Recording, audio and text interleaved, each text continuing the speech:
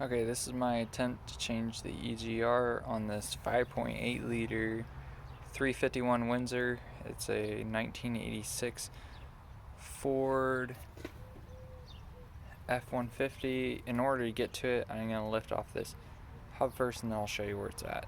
This air intake. So now this is with the cover off. You have, this is like I said, the 351 Windsor.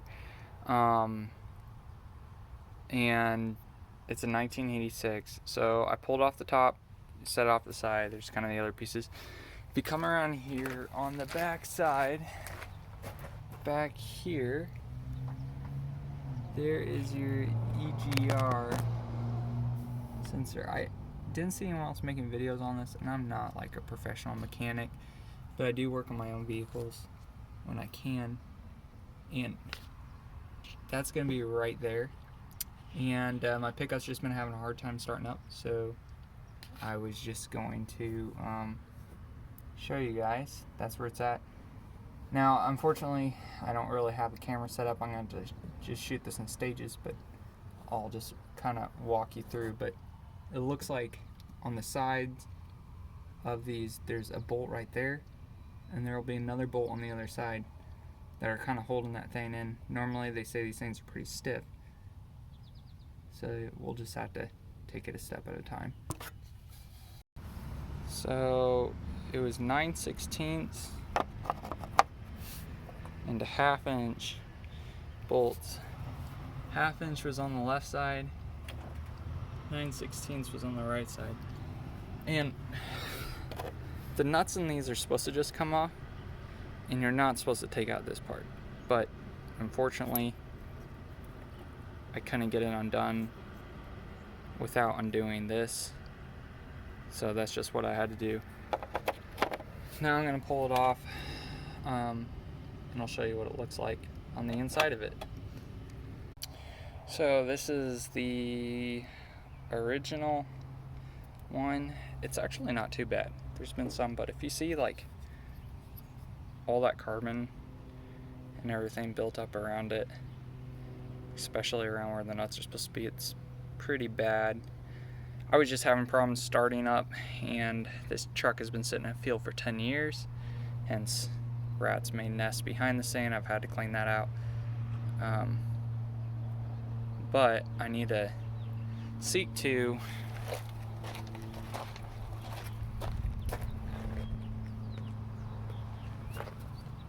the gasket. You can tell there's still a gasket on there. Man, still a gasket on there, a little bit. You see the flange of it there, and right in there, I seek to clean all that out. So, just another step in the process. Okay, so we have the old one out. This is the new one that is going to be in. When you pull it out of the package, what you're going to notice on these OEM stuff, you're going to see this washer selection chart. So on the back end of this, you're going to have to get the right washers in here to make sure that it goes in right. And so what you do is you look at this on the front, it's E4 SE, and then the rest of those numbers. So you come to your massive chart here, and they'll have all these numbers lined out, and so we have to go up to E4 SE 9 D448 A1A, and that is 262, washer 262.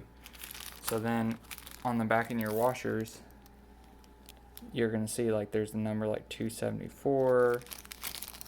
On these ones, you're going to probably see like 250. And so you need to make sure that you just get the right washers going in the back end of these. Make sure that while you're messing around, you're not messing up this orifice. And then when you get done, you're going to want to write down the part number of this on this, and then in addition to that, maybe write down the date and once you changed it. Okay, so I got the new one in there, and if I can get a right angle, so You just write the part number, all those things on it, like I said. You want to make sure that you just tighten it down really well. I put anti-seize back on these when I put them back in. Try to keep it from locking up again.